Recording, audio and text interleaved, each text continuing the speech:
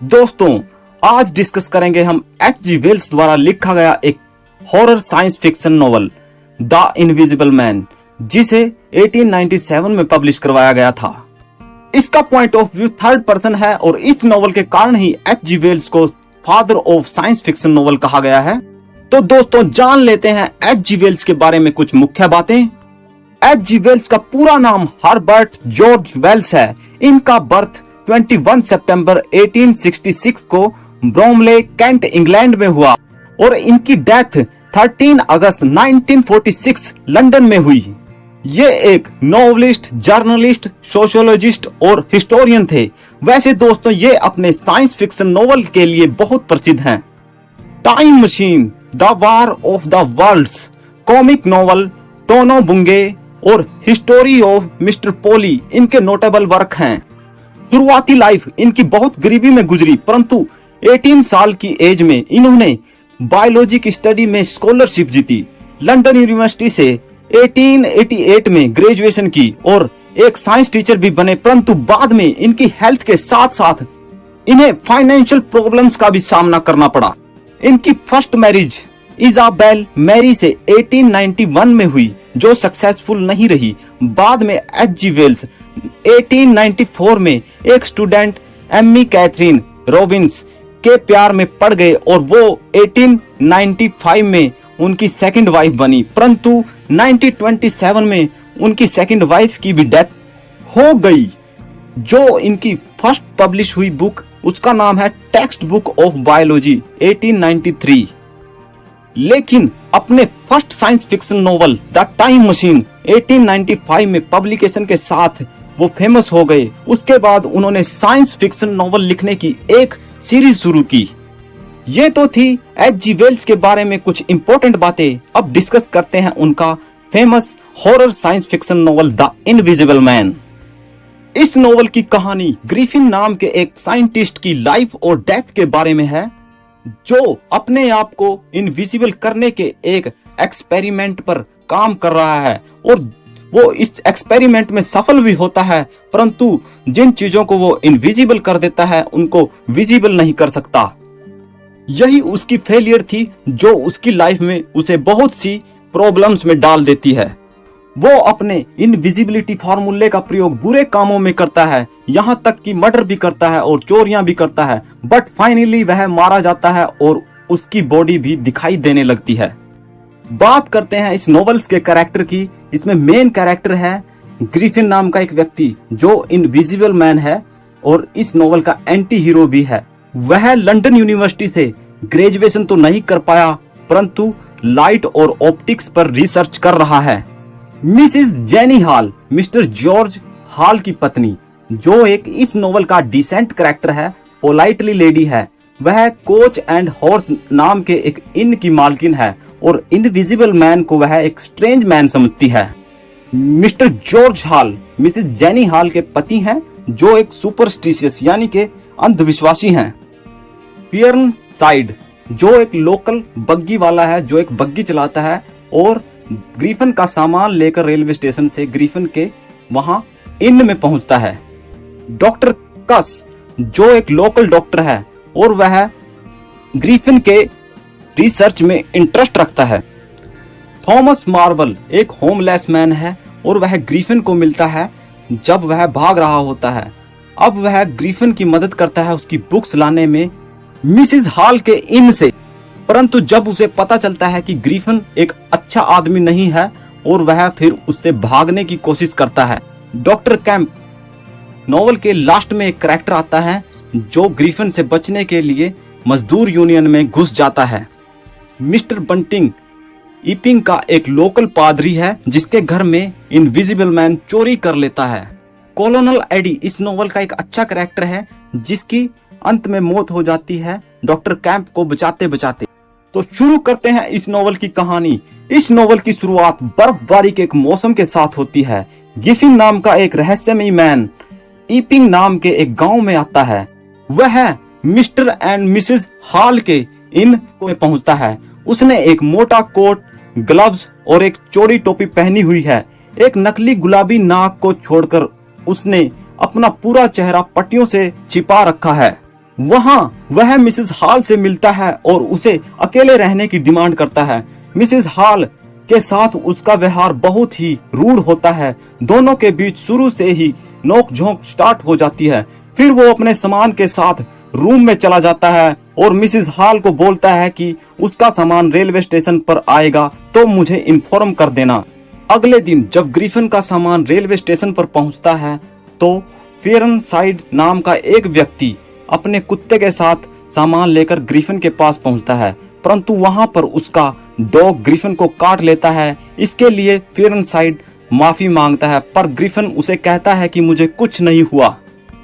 अब रात को जब मिसेस हॉल ग्रिफिन के लिए डिनर लेकर आती है तो देखती है कि पूरे रूम में बोतल और साइंटिफिक इक्विपमेंट्स बिखरे पड़े हैं। वह उसे कहती है कि इसे कौन साफ करेगा, तो ग्रिफिन उसे कहता है कि मैं आपको इसके लिए एक्स्ट्रा मनी पे कर दूंगा। अब ग्रिफिन पूरा दिन अपने एक्सपेरिमेंटेशन रिसर्च के काम में लगा रहता है। वो किसी के साथ बात नहीं करता, दिन में बाहर नहीं निकलता, परंतु रात में वह बाहर जाता है। वह अपने आप को कपड़ों से कंप्लीटली ढककर रखता है। उसके अजीब व्यवहार और अपीयरेंस के कारण लोगों को उस पर शक होने लगता है।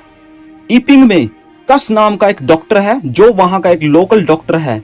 वह ग्रिफिन के काम में बहुत ही इंटरेस्टेड है और उसका इंटरव्यू लेने के लिए वहां जाता है। शुरुआत में सब कुछ ठीक चल रहा होता है, परंतु जब डॉक्टर कस उसके हाथ से लाइट को आर पार होते देखते हैं तो उसे इसके बारे में पूछते हैं, परंतु ग्रिफिन कुछ गुस्सा सा होकर वहां से निकल जाता है। अब न्यूज आती है कि चर्च के पादरी विकर बंटिंग के घर में चोरी हो गई है। विलेज के लोगों को ग्रिफिन पर शक है।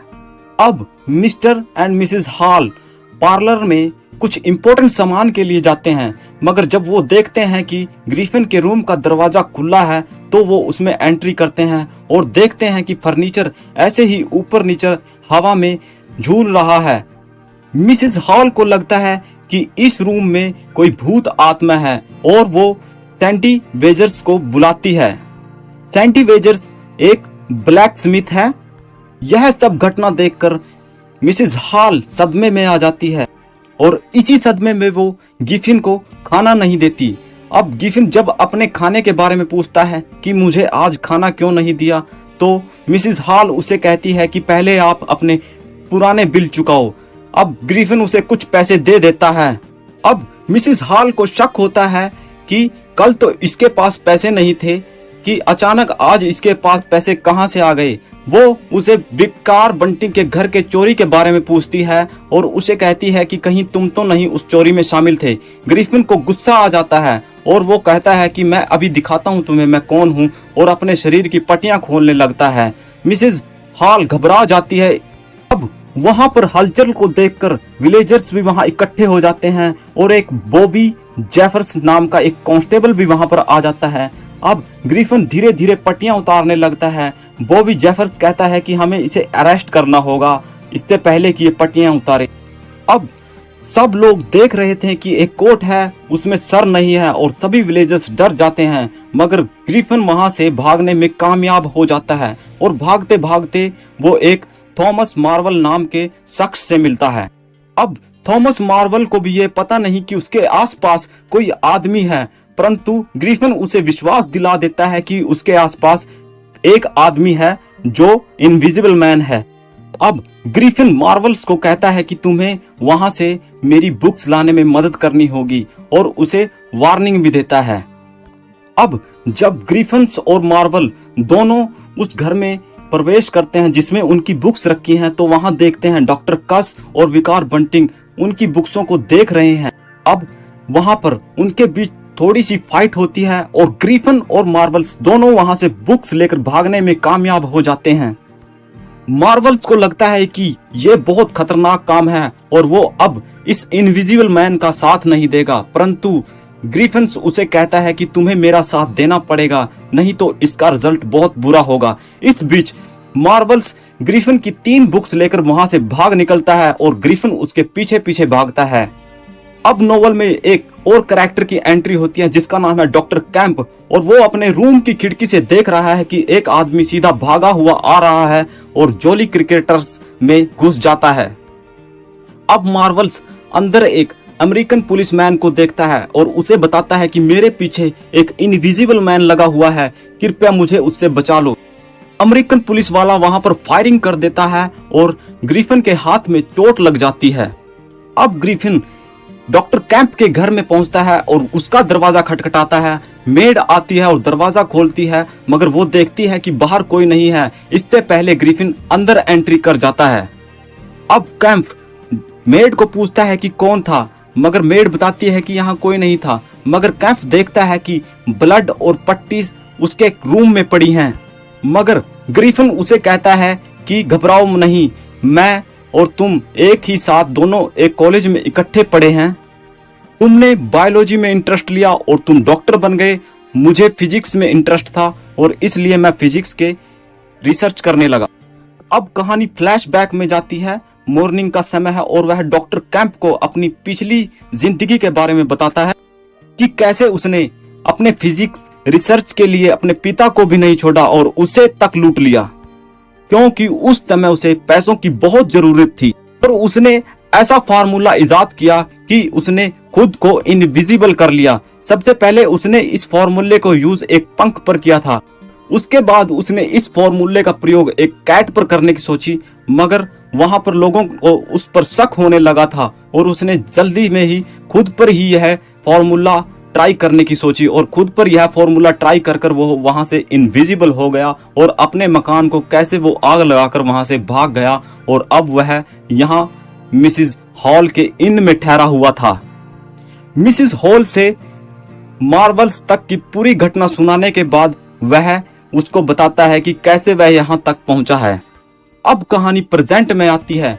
डॉक्टर कैंप ग्रिफिन की पट्टी करता है और उसे खाना खिलाता है और उसको सोने को भी बोलता है, मगर एक अखबार में डॉक्टर कैंप देखता है कि ये इनविजिबल मैन एक क्रिमिनल है और डॉक्टर कैंप कॉलोनल एडी को लेटर लिखता है इस इनविजिबल मैन को पकड़ने के लिए। अब कॉलोनल एडी इनविजिबल मैन को पकड़ने के लिए डॉक्टर कैंप के घर के बाहर ही इकट्ठे हुए थे कि इनविजिबल मैन को इस बारे में पता चल जाता है और वह वहां से भाग निकलने में सक्सेसफुल हो जाता है। अब इनविजिबल मैन डॉक्टर कैंप को पत्थर लिखता है कि आपने ये सही नहीं किया और अब उसे मरना होगा। ये सब बातें डॉक्टर कैंप कॉलोनल एडी को बताता है। अब कॉलोनल एडी डॉक्टर कैंप की सिक्योरिटी के लिए वहां पर एक मजबूत फोर्स डिप्लॉय कर देता है। अब डॉक्टर कैंप के घर की एक खिड़की टूटती है। उन्हें पता चल चुका है कि ग्रिफिन यहाँ पर आ चुका है, वह कमरे में दाखिल हो चुका है। अब ग्रिफिन जब अंदर देखता है कि वहां पर कॉलोनल एडी भी मौजूद है, वह कॉलोनल एडी को कहता है कि आप इस मामले में इंटरफेयर मत करें और मुझे कैंप को मारने दें, मगर कॉलोनल वहां से हटता नहीं। इस बीच ग्रिफिन कॉलोनल को भी गोली से मार देता है। अब वो डॉक्टर कैंप के पीछे लगता है, मगर डॉक्टर कैंप और उसकी नौकरानी दोनों भागकर मजदूर यूनियन में एक हड़ताल में जमा हो जाते हैं। परंतु इसी बीच वही इनविजिबल मैन यानी कि ग्रिफिन डॉक्टर कैंप को पकड़ लेता है।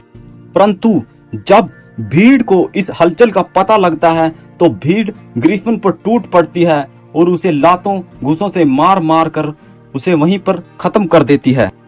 अब ग्रिफिन सड़क के बीच में मृत पड़ा है और उसकी बॉडी भी अब विजिबल होने लगती है। लोग उसे देख सकते हैं अब। और ग्रिफिन की मौत के साथ ये नॉवल यहीं पर खत्म हो जाती है। तो नॉवल में ये दिखाया है H.G. वेल्स ने कि साइंस के क्या एडवांटेज हैं और क्या डिसएडवांटेज है।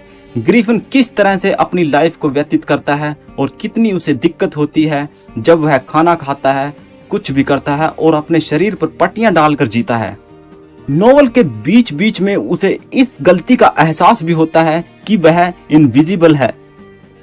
Thanks for watching. This is the end of the video. Subscribe our channel to stay connected with us.